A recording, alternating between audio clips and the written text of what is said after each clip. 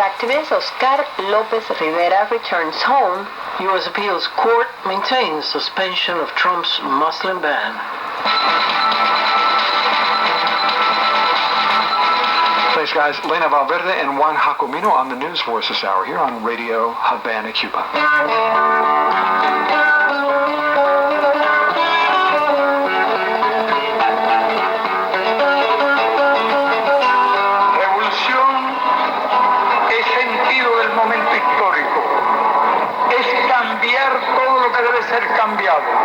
Revolution means to have a sense of history. It is changing everything that must be changed. It is full equality and freedom. It is being treated and treating others like human beings. It is achieving emancipation by ourselves and through our own efforts. It is challenging powerful dominant forces from within and without the social and national milieu. It is defending the values in which we believe at the cost of any sacrifice. It is modesty, selflessness, altruism, solidarity, and intelligence and realism. It is never lying or violating ethical principles. It is a profound conviction that there's no power in the world that can crush the power of truth and ideas.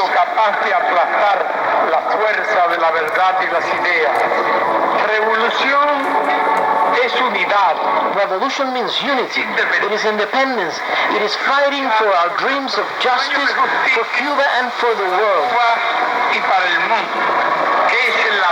which is the foundation of our patriotism, our socialism, and our internationalism.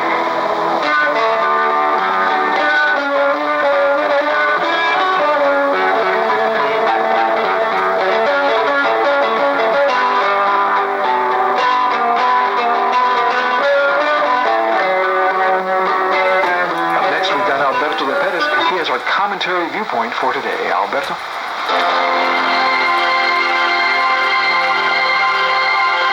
While in New York City, young people from all over the world demanded at the UN Forum quality education for all, in Havana, the participants in the International Congress Pedagogy 2017 highly praised the successes achieved by Cuba in that area.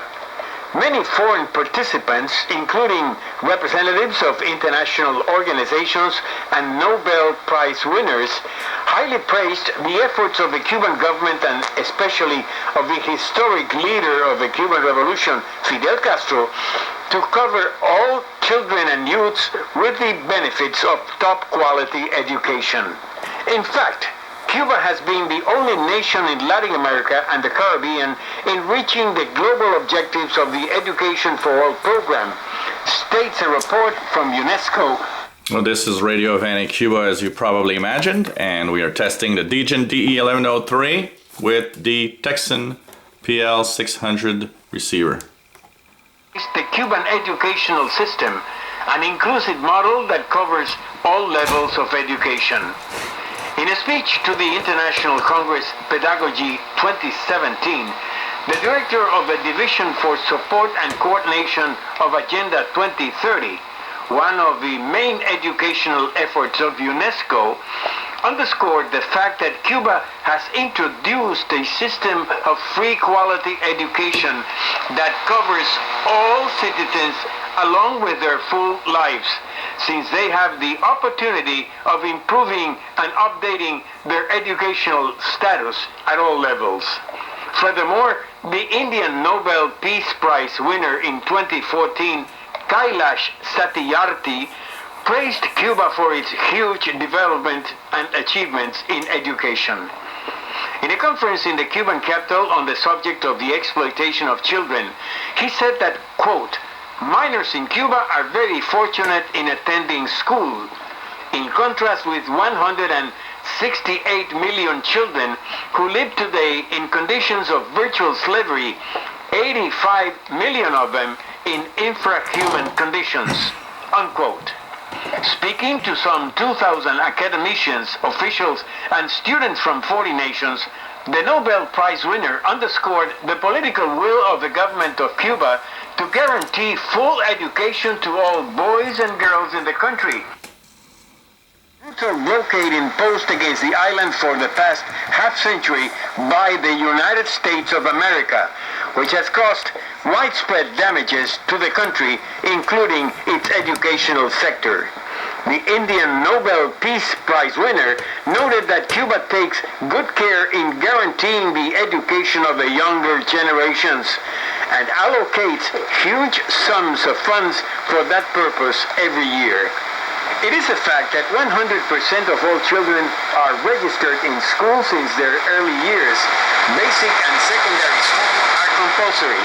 These are successes achieved along almost 60 years of revolutionary government and the result of the correct leadership of Fidel Castro, who always paid special attention to education in Cuba and in other countries that have received the fraternal aid of the largest of the Caribbean islands.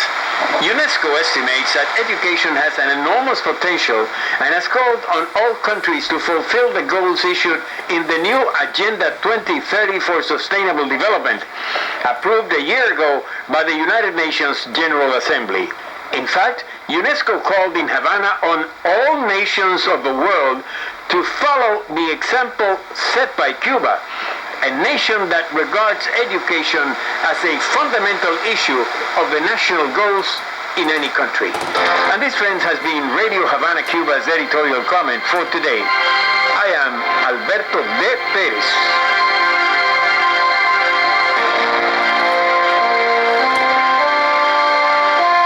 Thanks, Alberto. Alberto de Perez with our commentary viewpoint for this Friday. And you've tuned to Radio Habana Cuba. Thanks for joining us, starting off your weekend by tuning in to the shortwave radio broadcast of RHC Radio Habana Cuba. You can also listen to us on the shortwave dial and on the FM dial. FM. Well, as you heard on our newscast at the top of the hour, Puerto Rican independence fighter, longtime political prisoner, Oscar Lopez Rivera, is back home in his native Puerto Rico. With more on the story, here's Juan Jacomino. Thanks, Ed. Well, yes, Puerto Rican independence activist Oscar Lopez Rivera is now back in Puerto Rico. Not free yet, but back in his country. As we know, 3 days before ending his mandate, U.S. President Barack Obama commuted Oscar Lopez Rivera's sentence, a man who had been in prison for already 35 years. On May 17, he will be finally released, but he has been transferred to his native Puerto Rico. Radio Habana Cuba spoke with fellow Puerto Rican independentista Rafael Cancel Miranda, who also spent years of incarceration in the United States. Cancel Miranda was happy, of course, that Oscar Lopez Rivera was back in Puerto Rico. Oscar, you have never been in prison. The one who have been in prison are the one who invaded my country in 1898 because they are the criminals. He was fighting against that crime, and we have the right to fight for the independence of our people and for the respect of our people. So it's a late justice because he should have never been in prison. But we are happy that he's back. It's long. He's still in prison. He's still in prison. They don't allow him to meet his people, to embrace his people, to help his people. You know, he's still in prison. But in Puerto Rico. Oscar Lopez Rivera is considered to be one of the world's longest-serving political prisoners, the Nelson Mandela of our continent. He was serving a 70-year sentence and has been in prison since 1981. Born in San Sebastian, Puerto Rico, on January 6, 1943, Oscar moved to the United States with his family when he was 9. At the age of 14, he moved to Chicago to live with a sister. He was drafted into the U.S. Army when he was 18 and served in the Vietnam War, where he was awarded the Bronze Star, given soldiers for heroic service and meritorious achievements in a combat zone.